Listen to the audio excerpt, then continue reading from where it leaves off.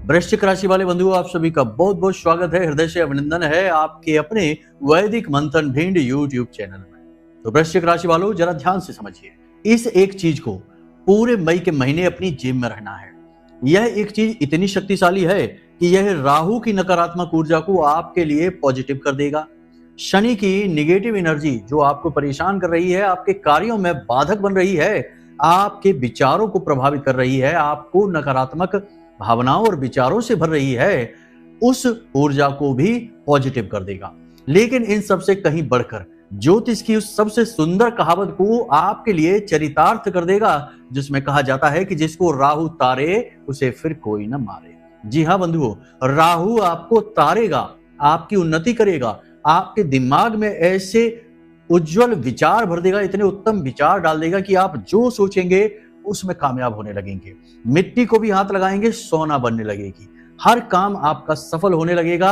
हर तरफ से आपको पॉजिटिव एनर्जी, लोगों का समर्थन, शत्रुओं का विनाश और समस्याओं से मुक्ति प्राप्त होने लगेगी। इस एक चीज का प्रावधान आज के युग में तो है ही, लेकिन प्राचीन काल में रामायण जी में भी इसका व्याख्यान देखने को मिलता है। रामायण जी में भी और श्री रामचरितमानस में भी, तुलसीदास जी के द्वारा जो रचित है, उसमें भी इसके विषय में कुछ चर्चा की गई है। यानी आप अंदाजा लगा सकते हैं कि यह एक चीज जिसके बारे में हम आज आपको बताने जा रहे हैं, यह आज से नहीं, प्राचीन काल से, पुराने समय से ही प्रचलन में है और इसकी शक्ति तब से ही लोग पहचानते हैं। लेकिन एक चीज याद रखना, जो चीज जितनी अधिक शक्तिशाली होती है, उपाय, क्रिया और तंत्र मंत्र के विषय में उस चीज को उतना ही गुप्त रखा जाता है, उसके बारे में लोग उतना ही कम जानते हैं। जो जानते हैं वे इसे रहस्य बना देते हैं, किसी से नहीं बताते हैं, अकेले ही इसका लाभ लेते रहते हैं। और जो दूसरों को बताने लगते हैं, उनके ऊपर से इसका प्रभाव कम होने लगता है। यह भी एक आन होती है, एक ओट होती है, जिससे कि इस चीज के बारे में लोग बात करने से घबराते हैं, कतराते हैं। तो अब मानकर चलिए कि किसी सदगुरु की कृपा से आपको यह चीज मिल गई, आपके पास तक यह चीज पहुंच गई, तो उसके बाद आपको लाभ होगा 100% गारंटी के साथ। लेकिन इसके साथ यह वचन लिया जाता है कि इसके विषय में किसी को बताना नहीं है। बता दिया तो बात खराब हो जाएगी, फिर आपके ऊपर इसका प्रभाव उतना नहीं रहेगा जितना होना चाहिए, दूसरे को इसका लाभ मिलने लगेगा। तो इस चक्कर में लोग इसके बारे में चर्चा ही नहीं करते हैं। और वैसे भी हमारे शास्त्रों में भी और पुराने जमाने से भी यही कहावतें कही जाती हैं कि जोग जुगत और मंत्र उपाऊ, फल तबई जब करे दुराऊ। तो वैसे भी छुपाना तो सबसे अधिक महत्वपूर्ण बन जाता है ऐसी स्थिति में।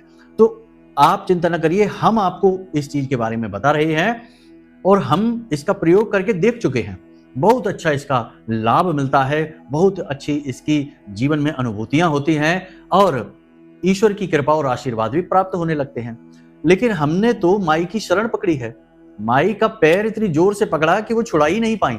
और जब एक बार माई का पैर पकड़ा, उनसे जुड़े, तो फिर किसी और की जरूरत ही नहीं पड़ी। इसलिए हमें भय नहीं कि इस चीज का भेद खुलने से और लोगों को जानकारी मिलने से हमें इसका लाभ नहीं मिलेगा। ना मिलने तो कोई बात नहीं, महामाई है तो। जब माई हमारे साथ है तो हमें किसी के साथ की जरूरत ही नहीं है। लेकिन आपके ऊपर माई की इतनी तीव्र कृपा नहीं पहुंच पाएगी, क्योंकि इसके लिए वर्षों की साधना और वर्षों की नियमबद्ध जीवन शैली चाहिए, जो सामान्य इंसान के लिए बहुत मुश्किल होता है। इसलिए आपको इन चीजों की आवश्यकता पड़ती है। तो आज के इस विशेष कार्यक्रम में हम आपको इस एक चीज के विषय में ही बताएंगे, कुछ और गुप्त, गूढ़, रहस्यमयी बातें बताएंगे आपके जीवन से जुड़ी हुई। इनके विषय में जानना बेहद अनिवार्य है। पद्धतियों के बारे में बताएंगे, खामियों के बारे में बताएंगे, आने वाले समय और काल के विषय में जानकारी देंगे। पूरे मई के महीने का रोड मैप आपको पकड़ा देंगे। फिर आप खुद समझ जाएंगे कि कब क्या करना है, क्या नहीं करना है, कहां रुकना है और कहां आगे बढ़ना है।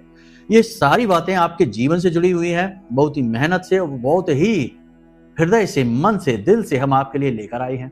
अब आपको इसे देखना, अपने जीवन में उतारना और उन्नति प्राप्त करना, तब तो हमारी मेहनत सफल होगी। अन्यथा तो हमारी मेहनत यूं ही व्यर्थ चली जाएगी और आपका भी समय खराब हो जाएगा, क्योंकि आपने बीच में कार्यक्रम अगर छोड़ दिया तो आपको बीच में नहीं छोड़ना है, कार्यक्रम को अंत तक देखना है। मान लेना कि भगवती की कृपा आप तक पहुंची है, तभी आप इस कार्यक्रम तक पहुंचे हैं। तो अब ऐसे में आपको माई का धन्यवाद तो देना ही है और इस कार्यक्रम को अंत तक देखना है। तो चिंता ना करिए, चलिए महामाई को याद करते हैं। प्रेम से जयकारा लगाइए, कमेंट बॉक्स में लिख डालिए, जय मां भद्रकाली, कृपा करो। महामाई बहुत दयालु हैं, निश्चित तौर पर कृपा करेंगी और उनकी कृपा है ही, तभी तो आप तक यह कार्यक्रम, यह गुप्त ज्ञान, गूढ़ रहस्य पहुंच पा रहा है। तो एक और भाव दिखाइए, मन से कमेंट बॉक्स में लिख डालिए कि मैं भी माई के परिवार का हिस्सा हूं। बड़े प्रेम से, शान से, गर्व से कहिए, माई के परिवार के हिस्से हैं, कोई छोटी मोटी बात नहीं है।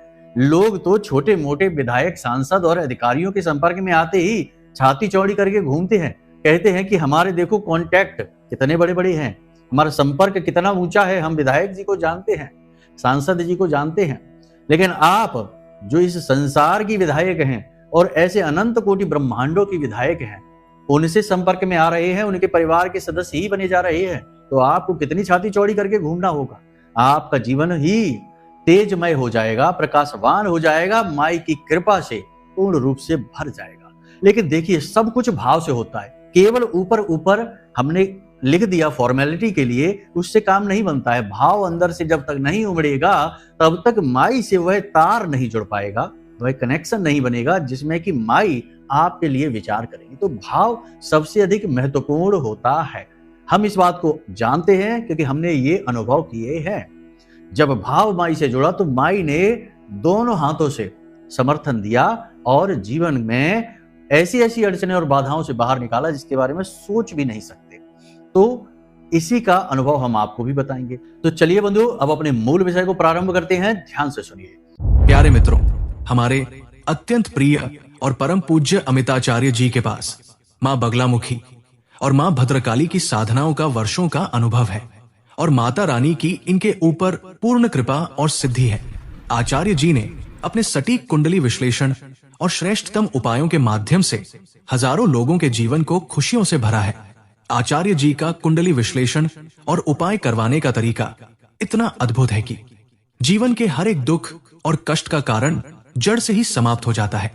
फिर समस्या चाहे जैसी भी हो, कर्जा बहुत बढ़ गया हो, व्यापार चल नहीं रहा हो, बीमारियों में आप बर्बाद हो चुके हो, रिश्तों में प्रेम समाप्त हो चुका हो, या फिर नौकरी ही ना मिल रही हो, विवाह में देरी होती हो, कैसी भी समस्या हो, इन समस्याओं का कारण क्या है, कौन सी महादशा परेशान कर रही है, कौन सा दोष लगा हुआ है, सब कुछ आचार्य जी इतना सटीक बताते हैं कि वर्षों वर्ष के दुख कुछ ही दिनों में समाप्त हो जाते हैं। अगर आपके जीवन में भी कोई ऐसी संकट की घड़ी है तो यही सही समय है जब आप पूज्य आचार्य जी के हाथों से अपनी कुंडली का विश्लेषण करवाएं और वर्षों से चल रहे दुखों और संकटों के इस चक्र से बाहर निकल जाए। प्यारे मित्रों, अभी वीडियो में दिए गए नंबरों पर फोन करिए और अपनी कुंडली का श्रेष्ठतम आकलन करवा डालिए। जिंदगी बदलने का ये सबसे बड़ा मौका हाथ से मत जाने दीजिएगा। जय माई की, महामाई आपका कल्याण करे। सबसे पहली चीज कि यह जो मई का महीना है, यह 1 से लेके 18 तारीख तक पूरी तरह से निगेटिव होने वाला है। कोई भी नया काम इस समय काल पर नहीं करना है। कोई भी परिवर्तन, जीवन में बड़ा परिवर्तन इस समय काल में नहीं करना है। किसी भी प्रकार का पैसे का इन्वेस्टमेंट और किसी भी प्रकार का जोखिम नहीं लेना है। देखिए, राहु जो होता है वह होता ही बर्बादी के लिए है। राहु काल पूरे दिन में 1.5 घंटे का एक ऐसा समय होता है जिसमें विनाश होता है, जिसमें परिवर्तन होते हैं नकारात्मक तौर पर, जिसे सांप का मुख भी कहा जाता है, जो सब कुछ निगलने के लिए तैयार होता है। अगर उस राहु काल में कोई भी कार्य कर लिया जाए तो जीवन में नकारात्मकता बहुत आ जाती है और कार्य तो असफल हो ही जाता है। तो अभी आप समझ सकते हैं कि लंबे समय से, यानी कि 29 मार्च से ही राहु काल चल रहा है आपके जीवन का। राहु के साथ शनि की युति बन चुकी है। पिशाच योग, विनाश योग, जाने कितने नामों से इस योग को जानते हैं। तो ऐसे समय में कोई भी शुभ कार्य आपको नहीं करना है, ये ध्यान रखना। मंदिर जा सकते हैं, भगवान के दर्शन कर सकते हैं, पूजा पाठ साधनाएं खूब कर सकते हैं। जब समय नकारात्मक होता है तब करनी चाहिए ईश्वर की साधना, भगवान की भक्ति और मौन धारण कर लेना चाहिए। एक कहावत नहीं कही जाती कि जब वक्त बुरा हो तो चुप रहने में ही भलाई होती है।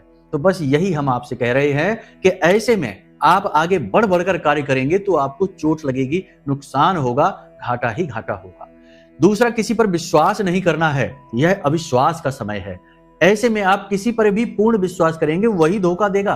आपका खास से खास व्यक्ति जिस पर आपने आंख बंद करके भरोसा कर रखा है, वह भी आपको किसी न किसी कारण से, किसी न किसी वजह से धोखा दे ही डालेगा।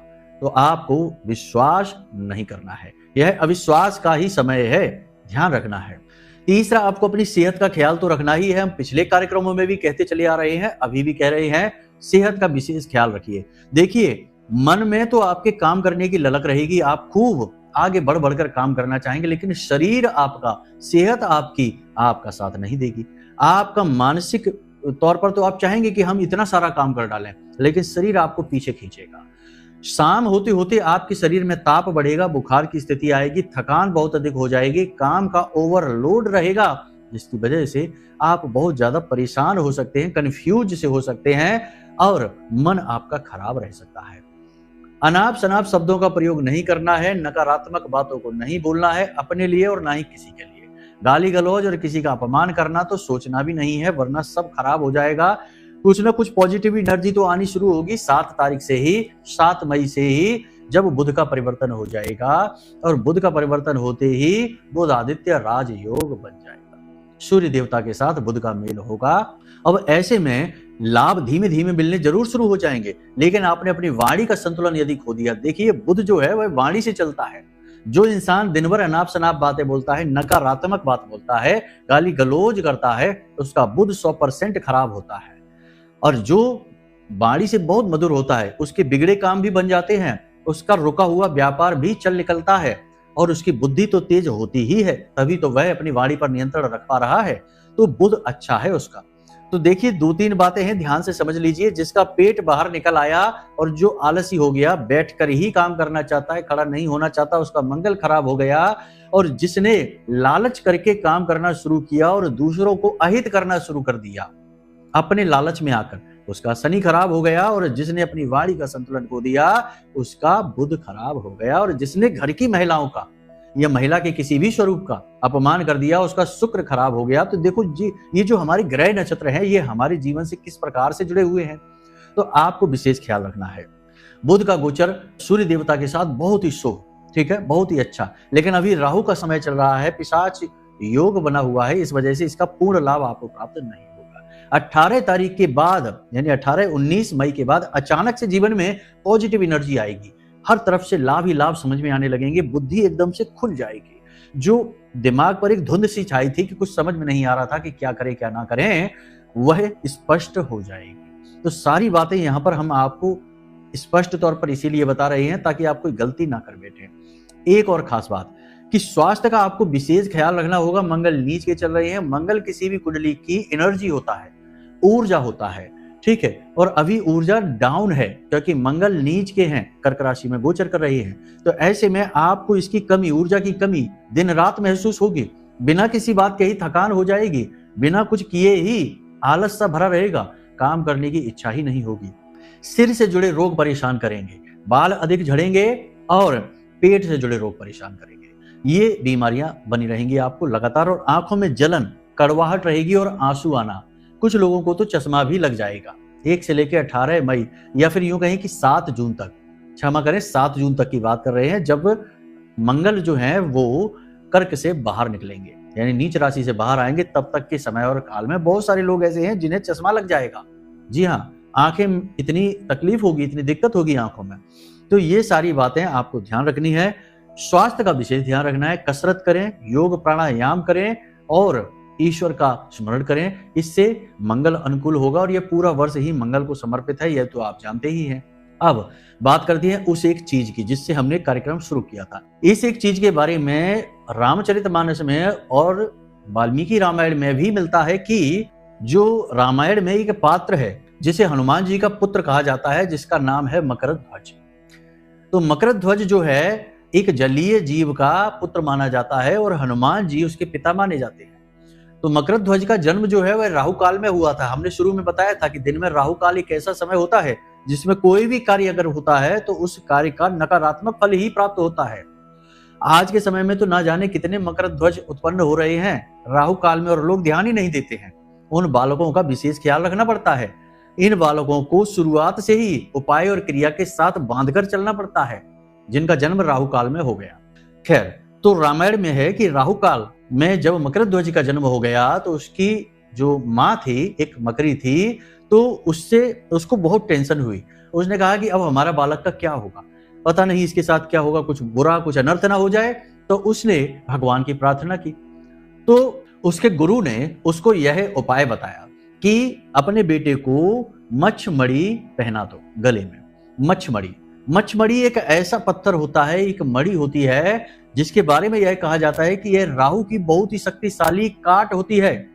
इस मच्छमड़ी को जो धारण कर लेता है, जो अपने पास रख लेता है, राहु उसे छू भी नहीं पाता है। छूना तो दूर, उस मच्छमड़ी को धारण करने वाले को राहु पॉजिटिव रिजल्ट ही देता है, नेगेटिव रिजल्ट किसी कीमत पर नहीं देता है। तो अब इस मच्छमड़ी को धारण करना है। कैसे धारण करना है? कई तरीके हैं इसको धारण करने के, लेकिन हम आपको बताएंगे आज एक ऐसा तरीका जिससे राहु 100% कंट्रोल में आ जाएगा। जिस दिन से आप इस मच्छमड़ी को अपने पास रखना शुरू करेंगे, उसी दिन से आपको इसका परिणाम, इसका शुभ परिणाम प्राप्त होना शुरू हो जाएगा। तो ध्यान से समझिए कि कैसे इसको आपको प्रयोग करना है। राहु का सर्वश्रेष्ठ समाधान, कोई भी उपाय क्रिया जब की जाती है तो सोमवार का दिन सर्वश्रेष्ठ माना जाता है, क्योंकि राहु के ऊपर भोलेनाथ की विशेष कृपा होती है। जी हाँ, आपको सुनकर शायद आश्चर्य होगा कि ऐसे दुष्ट ग्रह के ऊपर भोलेनाथ वाला क्यों कृपा करेंगे। तो भोलेनाथ ने राहु को समाप्त करने के लिए एक बहुत बड़े राक्षस का निर्माण किया, और उस राक्षस ने राहु को समाप्त ही कर दिया होता, लेकिन राहु ने भोलेनाथ की शरण पकड़ी और भोलेनाथ ने उस राक्षस को राहु को छोड़ने के लिए बोला, क्योंकि भगवान तो बहुत जल्दी प्रसन्न हो जाते हैं। तो राहु ने प्रार्थना की, निवेदन किया, तो भोले बाबा पिघल गए। तो उन्होंने राहु को आशीर्वाद दिया। बदले में राहु ने कहा कि जो भी शिवलिंग पर सिर्फ 1 लोटा जल ही अर्पित कर देगा, उस पर राहु का किसी भी प्रकार का दोष नहीं रहेगा। तो भोलेनाथ ने राहु पर भी कृपा की हुई है। तो अब आपको कैसे करना, इसीलिए राहु के उपाय सोमवार के दिन विशेष तौर पर माने जाते हैं। तो अब आपको कैसे करना है, ये मच्छमड़ी का उपाय ध्यान से समझिए। आपको नीले रंग का एक कोरा कपड़ा लेना है, कोरा कपड़ा, और नायलॉन का लेना है, कॉटन का कपड़ा आपको नहीं लेना, ये याद रखना। तो नीले रंग का एक कपड़ा लेना है, मच्छमड़ी आपको लेकर आनी है, और आपको इस मच्छमड़ी को सोमवार के दिन भोलेनाथ के मंदिर लेकर जाना है। भोले बाबा को जल समर्पित करिए। जल समर्पित करने के बाद इस मच्छमड़ी को, जो जलाधारी होती है जहां से जल गिरता है, उस जलाधारी में इस मच्छमड़ी को लगा देना है थोड़ी देर के लिए। भोले बाबा के शिवलिंग से जो जल नीचे उतर कर आ रहा है, वह जलाधारी से इस मच्छमड़ी के ऊपर गिरेगा और इस मच्छमड़ी को बहुत ज्यादा ऊर्जावान बना देगा, इसकी शक्ति बढ़ा देगा। याद रखना कि यह मच्छमड़ी है राहु का तोड़, राहु नहीं है। नहीं तो आप सोचने लगो, कुछ लोग कहने लगो कि राहु की चीज भोलेनाथ को कैसे समर्पित करें। तो राहु नहीं है यह राहु का तोड़ है, राहु को रोकती है यह मच्छमड़ी। ठीक है, तो आपको यह मच्छमड़ी जलाधारी में लगानी है, थोड़ी देर के लिए इसे उसी जल से स्नान कराना है। अब इस मच्छमड़ी को आपको साफ करके पोंछ के नीले कपड़े में लपेट लेना है और इसे मुट्ठी में ले लेना है। ठीक है, मुट्ठी में लेने के बाद आपको भोलेनाथ के पंचाक्षरी मंत्र का 10 से 15 मिनट जाप करना है। दाहिनी मुट्ठी में लेना है, महिला है तो बाईं मुट्ठी में लेंगे। ठीक है, ध्यान से समझ लेना, महिला है तो बाईं मुट्ठी में, पुरुष है तो दाहिनी मुट्ठी में। मुट्ठी में इसको दबाकर और फिर आपको 10 से 15 मिनट पंचाक्षरी मंत्र भोलेनाथ का जाप करना है। गाय के घी का दीपक अवश्य जला लेना, शिवलिंग पर काले तिल अवश्य चढ़ा देना, थोड़े से चावल यानी अक्षत भी चढ़ाना है और भोलेनाथ से प्रार्थना भी करनी है। फिर जाप शुरू करना है वहीं पर बैठकर। जब तक आप जाप करें तब तक ध्यान देना कि आपका जो दीपक जल रहा है वह बुझने ना पाए, नहीं तो जाप पूर्ण ना हुआ, उससे पहले ही दीपक बुझ गया तो उसमें थोड़ा घी अच्छी तरह से डाल देना। ठीक है, आपने इसी मंत्र का, पंचाक्षरी मंत्र का जाप करना है। उसके बाद इस कपड़े में लपेटी हुई मच्छमड़ी को भोलेनाथ के शिवलिंग से स्पर्श कराना है थोड़ी देर के लिए और इसे भोलेनाथ का आशीर्वाद बनाकर अपने घर लेकर आ जाना है। अब आपको करना यह है कि इसे लाकर पूजा घर में जो भोलेनाथ की फोटो होगी, शिव परिवार की फोटो होगी, जिसमें भोलेनाथ और माता पार्वती एक साथ विराजमान हो, उस फोटो में भोलेनाथ के चरणों के पास रख देनी है। ठीक है, इसी कपड़े में लपेटी हुई। अब रात भर के लिए इसे वहीं छोड़ देना, 24 घंटे के लिए वहां छोड़ देना। अगले दिन से आपको यह क्रिया करनी है कि जब भी आप घर से बाहर निकलें तो इस मच्छमड़ी को चुपचाप उठाकर अपनी जेब में रख लेना। अपने पर्स में भी आप रख सकते हैं, अपनी जेब में भी आप रख सकते हैं और चाहे तो इसे अपनी भुजा पर भी बांध सकते हैं। पुरुष अपनी दाहिनी भुजा पर और महिलाएं इसे बाईं भुजा पर बांधेंगे। यह गुप्त उपाय है, किसी को यह दिखाना नहीं है, किसी को इसके बारे में बताना नहीं है और किसी को यह दिखे ना, इस तरह से आपको अपने पास रखनी है। ठीक है, याद रखना कि जिस पर्स में आप इसे रखें वह पर्स चमड़े का, लेदर का नहीं होना चाहिए और किसी दूषित सामग्री से यानी प्लास्टिक वगैरह से यह नहीं बना होना चाहिए। ठीक है, बाकी सामान्य कपड़े का हो कोई दिक्कत नहीं है।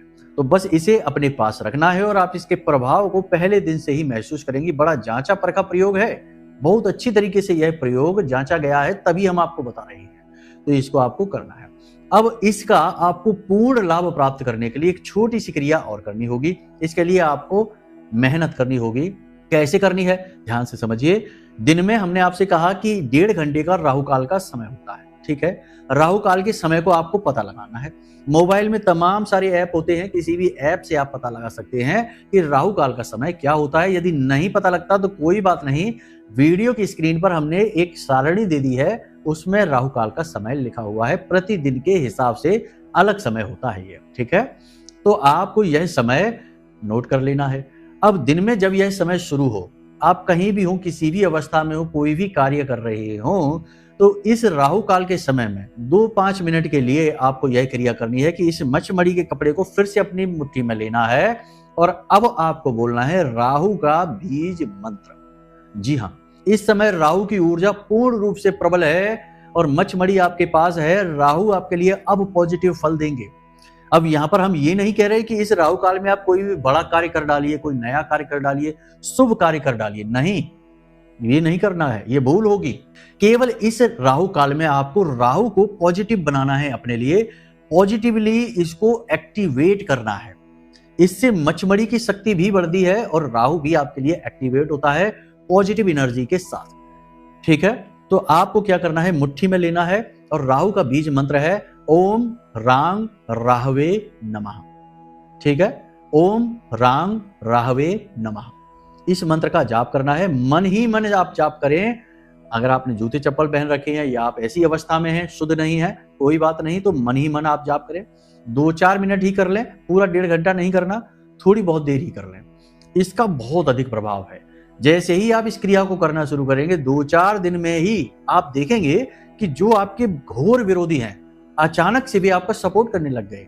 शत्रु अचानक से आपका मित्र बनने की कोशिश कर रहा है या फिर वो आपके सामने ठहर ही नहीं पा रहा है, वो अपनी ही समस्याओं में ऐसा उलझा कि आपके बारे में सोचना छोड़ गया। राहु आपके मन में ऐसे ऐसे विचार डालेगा कि आप दिन दूनी रात चौगनी तरक्की करना शुरू कर देंगे। कहने का मतलब यह है कि राहु की पूरी पॉजिटिव एनर्जी आपको प्राप्त होगी। लेकिन एक चीज याद रखना कि राहु एक ऐसा ग्रह है जिसका आप भरोसा 100% नहीं कर सकते। यह बहुत ही ज्यादा चालाक है, शातिर है और बहुत ही दुष्ट भी है। ठीक है, तो इसका पूरा भरोसा नहीं कर सकते। तो इसके लिए आपको जो हमने क्रिया बताई है, मचमड़ी को शिवलिंग से उतरने वाले जल से यानी कि जलाधारी से स्नान कराना है। यह क्रिया कम से कम सोमवार की सोमवार तो आपको करनी ही है। जब भी आपका मौका लगे मंदिर जाने का, तो आप इसे प्रतिदिन भी कर सकते हैं, 2 दिन 3 दिन के अंतर से भी कर सकते हैं। सोमवार के सोमवार तो अवश्य ही करें। इससे राहु की निगेटिव एनर्जी आप तक आएगी ही नहीं। भोलेनाथ की कृपा और आशीर्वाद से राहु पूर्ण रूप से अनुकूल होकर, पॉजिटिव होकर आपको ऐसे फल देगा कि रातों रात राजा बना देगा। फिर आपके ऊपर यह कहावत चरितार्थ हो जाएगी कि जिसको राहु तारे उसे फिर कोई न मारे। जी हाँ बंधु, तो ये सारी जानकारी हमने आपको बता दी है मई के महीने के लिए और ये बहुत जरूरी है आपके लिए। आपको इस जानकारी का प्रयोग करना ही होगा और आपका जीवन बदलेगा, हम गारंटी के साथ कहते हैं। तो चलिए बंधुओं, अब यदि कोई मन में प्रश्न उठे या कुंडली का विश्लेषण कराना है, समझ में नहीं आ रहा है कि जीवन में आखिर कष्ट समस्या दूर क्यों नहीं होती, लाख प्रयास करने के बाद भी हर उपाय कर लिया, सारे उपाय निष्फल हो गए, तो जरूर कोई ऐसा योग, कोई ऐसी कठिनाई, कोई ऐसा युति योग, महादशा वगैरह है जीवन में, कुंडली में, जो आपके जीवन की बाधा बनकर बैठा है, कोई दोष है, उससे छुटकारा प्राप्त करना बहुत जरूरी है, वरना जीवन ही नरक बन जाएगा। तो अपनी कुंडली हमें दिखा दीजिए। आपकी कुंडली के अनुसार हम आपको दोष भी बता देंगे और उसका सटीक उपाय और निवारण भी बता देंगे। फिर देखिए जीवन कैसे खिलता है, फूलों की तरह, स्वर्ग की तरह जीवन हो जाएगा आपका। तो चलिए बंधु, उम्मीद करते हैं कि आज का यह कार्यक्रम आपको समझ में आया, सारी बातें आपने अच्छी तरह से नोट कर ली और इसे जीवन में आप उतारेंगे। अब आज के कार्यक्रम को यहीं विराम देते हैं। हमेशा हंसते रहिए, मुस्कुराते रहिए, सकारात्मक रहिए, महामाई पर अपनी आस्था और विश्वास बनाकर रखिए, क्योंकि आपका उद्धार तो वहीं से होना है। तो प्रेम से बोलिए जय माई की। महामाई आपका कल्याण करेंगी। धन्यवाद। हमारे प्रिय और परम पूज्य आचार्य जी ने अपनी साधनाओं के अनुभवों पर आधारित शक्तिशाली उपाय और क्रियाओं के माध्यम से हजारों लोगों के जीवन को पूरी तरह से बदला है। आचार्य जी के द्वारा बताया गया हर एक उपाय इतना सटीक और कारगर होता है कि जो भी इसे पूरे भाव के साथ कर लेता है उसे साक्षात महामाई की कृपा और आशीर्वाद प्राप्त हो जाती है। इसलिए निसंकोच इन उपायों को पूरे भाव के साथ करिए, आपका कल्याण होगा। जय माई की।